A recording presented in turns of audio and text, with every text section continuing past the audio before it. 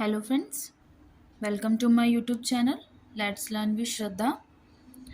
आप लोगों ने कल क्वेश्चन नंबर 30 तक जो क्वेश्चन सॉल्व किए थे, आज हम उसी के आगे कंटिन्यू करेंगे। तो वीडियो शुरू करने से पहले अगर अभी तक आप लोगों ने मेरे चैनल को लाइक और सब्सक्राइब नहीं किया है तो प्लीज़ ज़रूर कर लीजिएगा और इस चैनल को शेयर भी कीजिएगा। आइए हम स्टार्ट करते हैं क्वेश्चन नंबर 31 से। Which gas having an unpleasant smell is liberated when ferrous sulfate is reacted with dilute H2SO4?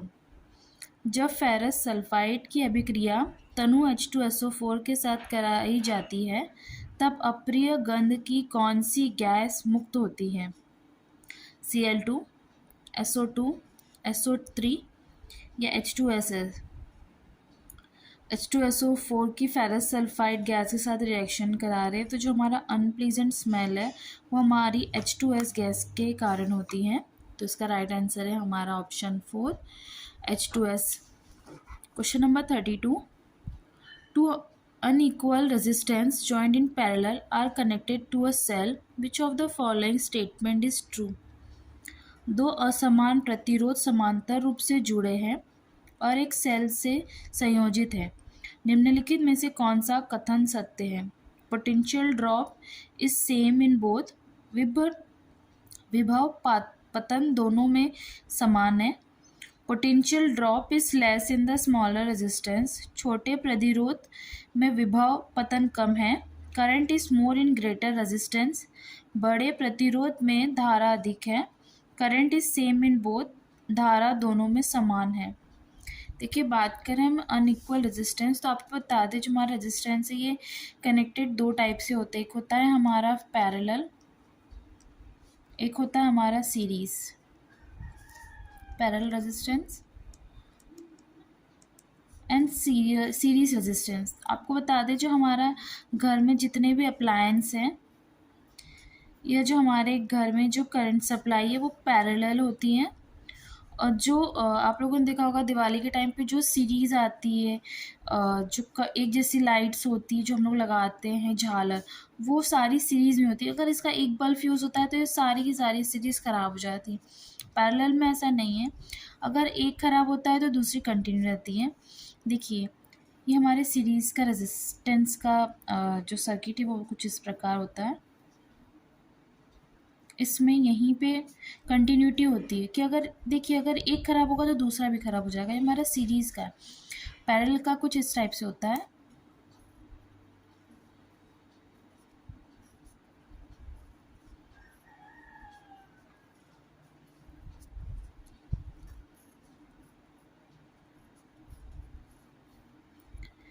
इस टाइप से हमारा पैरेलल रेजिस्टेंस का सर्किट होता है। हमारा सीरीज रेजिस्टेंस है।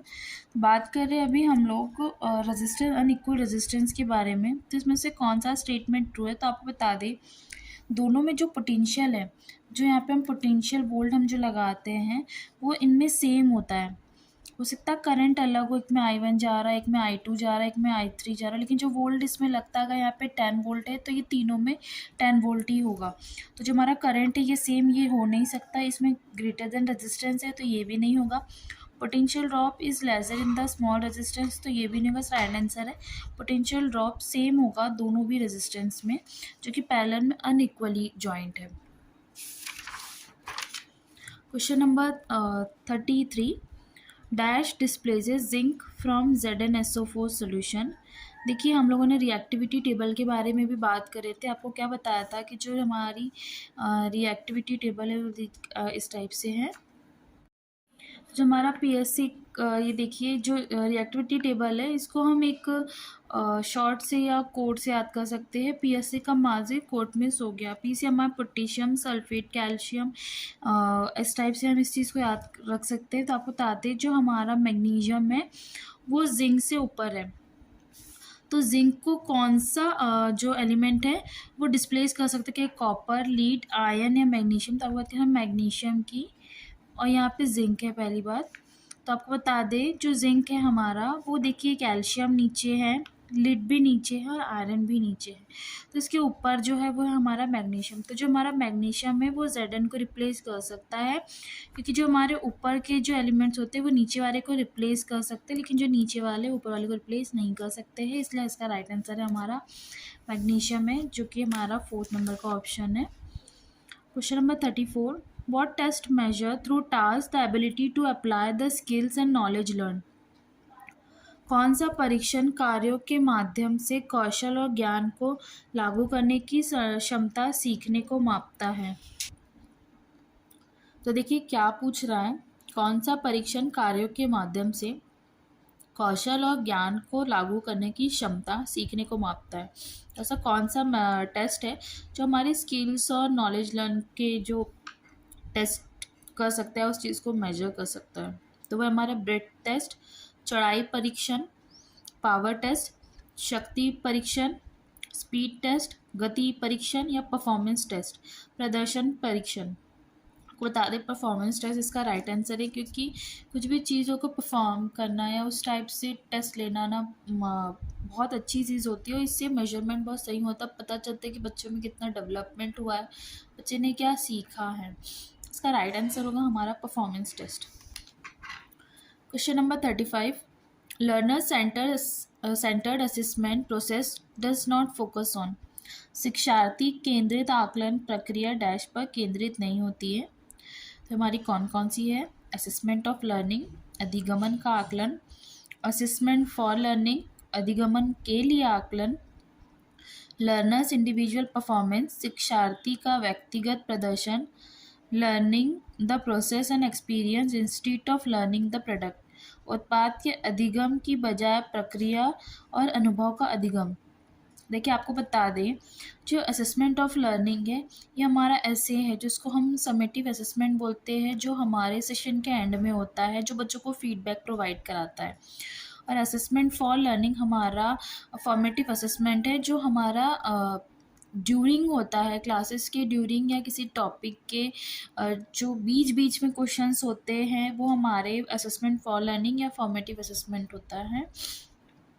अभी हम बात कर रहे हैं लर्नर सेंटर्ड की, जो शिक्षार्थियों के केंद्रित आकलन प्रक्रिया पर केंद्रित नहीं होता है कि किस टाइप से बच्चों का आकलन करना है, कैसे प्रोग्रेस करना है, तो ये किस चीज़ पर फोकस नहीं करता है। तो हमारा असेसमेंट फॉर लर्निंग जो हमारा समेटिव असेसमेंट है उसके लिए बात करता है। आपको बता दें असेसमेंट एज लर्निंग जो होता है ना, बच्चों की नई लर्निंग के लिए करते हैं, जैसे कि लर्निंग बाय डूइंग, कोई भी चीज़ों को सीख कर बच्चों को बताना या सिखाते बच्चों को, वो हमारी असेसमेंट एज लर्निंग में आती है। ये हमारा पेडागोजी का क्वेश्चन था। क्वेश्चन नंबर 36 देखते हैं। विच of the following is a माइथ about science. निम्नलिखित में से कौन सा विज्ञान के बारे में एक मिथ्य है या कुछ माइथ जो होते हैं हमारे, कौन सा है? साइंस इज परसेप्शन, क्या विज्ञान अभिज्ञता है? साइंस नॉलेज इज एब्सोल्यूट, वैज्ञानिक कारण निरपेक्ष है? Science is dynamic and tentative, विज्ञान गतिशील और संभावित है? Science and its benefits are universal, विज्ञान और इसके लाभ सार्वभौमिक है। तो आपको बता दें जो हमारा साइंस है टेंटेटिव है। देखिए हमें सबसे पहले साइंस में यही बताया जाता है कि जो साइंस होता है ना वो टेंटेटिव होता है, ये कभी भी बदल सकता है। अगर सपोज़ आज कोई थ्योरी आती है और इसका किसी पुरानी थ्योरी से रिलेट है, अगर सपोज़ एक एग्जांपल ले सकते हैं जैसे न्यूटन्स लॉ के बारे में बात करते हैं, अगर आज के टाइम में कोई सी थ्योरी आ जाती है जो उसको प्रूव कर देती है तो उसको हम बदल सकते हैं, मतलब वो फिक्स्ड नहीं है, उस चीज़ को बदला जा सकता है, लेकिन एक एब्सोल्यूट रीज़न होना चाहिए, एक एब्सोल्यूट थ्योरी होना चाहिए उस चीज़ को चेंज करने के लिए। तो हमारा साइंस टेंटेटिव है। तो इसमें से ऐसा कौन सा गलत ऑप्शन है? तो वो है हमारा एब्सोल्यूट। तो साइंस का नॉलेज कभी एब्सोल्यूट नहीं है, साइंस टेंटेटिव है, यूनिवर्सल है। ये चीज़ें रोज़ कुछ ना कुछ बताता है, साइंस में कुछ ना कुछ नया एक्सपेरिमेंट होते रहता है, ये नहीं है कि एक जगह जाकर साइंस फिक्स्ड हो गई है, ऐसा नहीं है। इसका राइट आंसर है हमारा अकॉर्डिंग टू माइथ के बारे में बात कर रहे हैं, तो हमारा साइंटिफिक नॉलेज इज एब्सोल्यूट, ये हमारा यहाँ पे गलत है। तो इसका यही राइट आंसर होगा, जो कि एक मिथ्य है या माइथोलॉजी है। क्वेश्चन नंबर 37 के बारे में बात करेंगे। Which type of memory stores information relating to our self. किस प्रकार की स्मृति स्वयं से संबंधित जानकारी संग्रहित करती है? तो ऐसी कौन सी मेमोरी है तो आप बताइएगा। ऑटोबायोग्राफिकल मेमोरी, आत्मकथात्मक स्मृति, एपिसोडिक मेमोरी, प्रासंगिक स्मृति, बायोग्राफिकल मेमोरी, जीवांकिक स्मृति या डिक्लेरेटिव मेमोरी, घोषणात्मक मेमोरी। देखिए घोषणात्मक है नहीं, जीवनी जो बायोग्राफिकल ऐसा है कि एक इंसान दूसरे के बारे में लिख सकता है, तो ये भी नहीं है।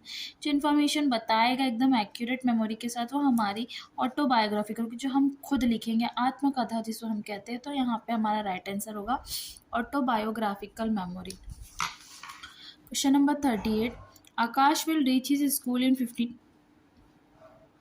15 minutes on his bicycle.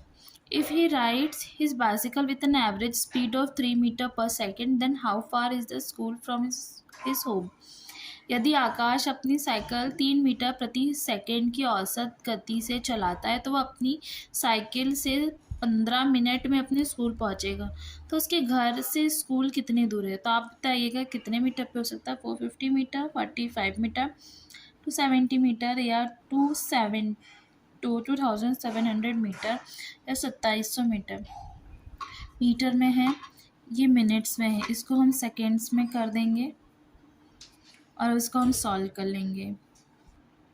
तो इसका हमारा राइट आंसर होगा 27 मीटर। तो ये 2700 मीटर, 2700 मीटर में जो उसकी जो उसमें स्कूल्स और होम के बीच में डिस्टेंस है, वो हमारी एवरेज स्पीड के अकॉर्डिंग 2700 मीटर है।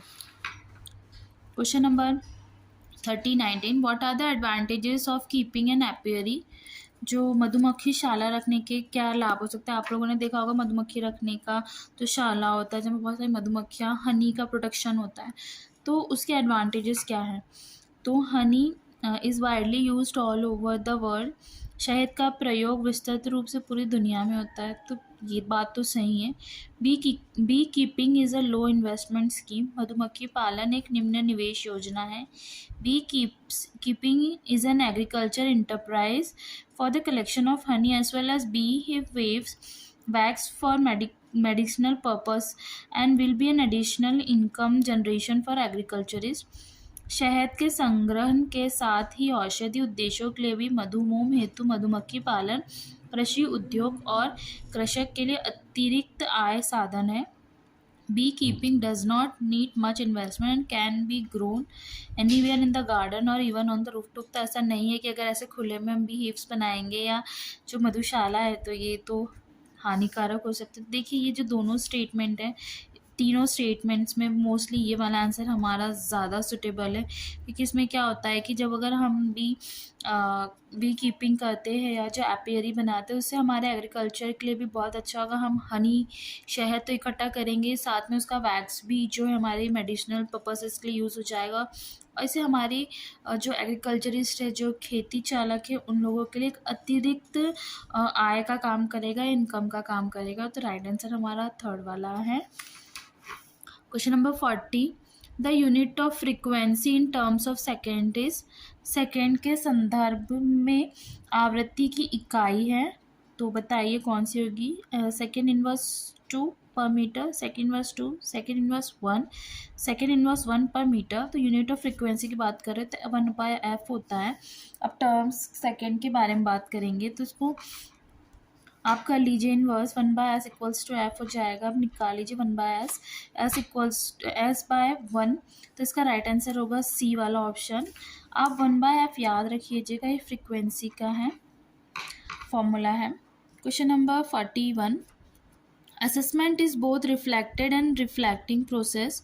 In this statement, reflected and reflecting words are used in reference to dash and dash respectively. आंकलन, परिलक्षित, रिफ्लेक्ट और प्रतिबिंबित करने, रिफ्लेक्टिंग की प्रक्रिया दोनों है। इस कथन में परिलक्षित, रिफ्लेक्टेड और प्रतिबिंबित करने, रिफ्लेक्टिंग की प्रक्रिया शब्दों का उपयोग क्रमशः डैश और डैश के संदर्भ में किया जाता है।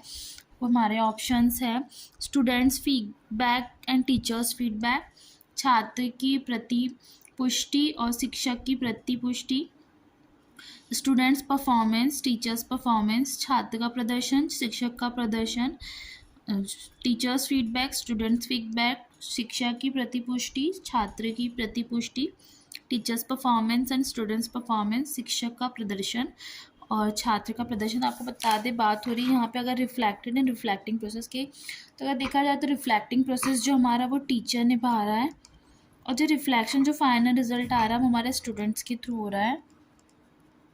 तो जो रिफ्लेक्टेड है या रिफ्लेक्टिंग प्रोसेस के बारे में बात करें, रिस्पेक्टिव तो रिफ्लेंस के बारे में बता रहे थे, आपको बता दें सॉरी। तो ये जो हमारा रिफ्लेक्टेड है वो टीचर का, रिफ्लेक्टिंग प्रोसेस हमारी सॉरी ये स्टूडेंट्स कर रहे हैं एंड ये टीचर्स कर रहे हैं। तो इसका राइट आंसर होगा स्टूडेंट्स परफॉर्मेंस एंड टीचर्स, ये हमारे रिफ्लेक्टेड में आएगा। जो फाइनल रिजल्ट है जो प्रोसेस कर रहे हैं वो हमारे टीचर्स है, तो यहाँ पे आ जाएगा रिफ्लेक्टिंग प्रोसेस। राइट आंसर है हमारा बी वाला, छात्र का प्रदर्शन एवं शिक्षक का प्रदर्शन। Question number 42, what is the duration of kharif crops?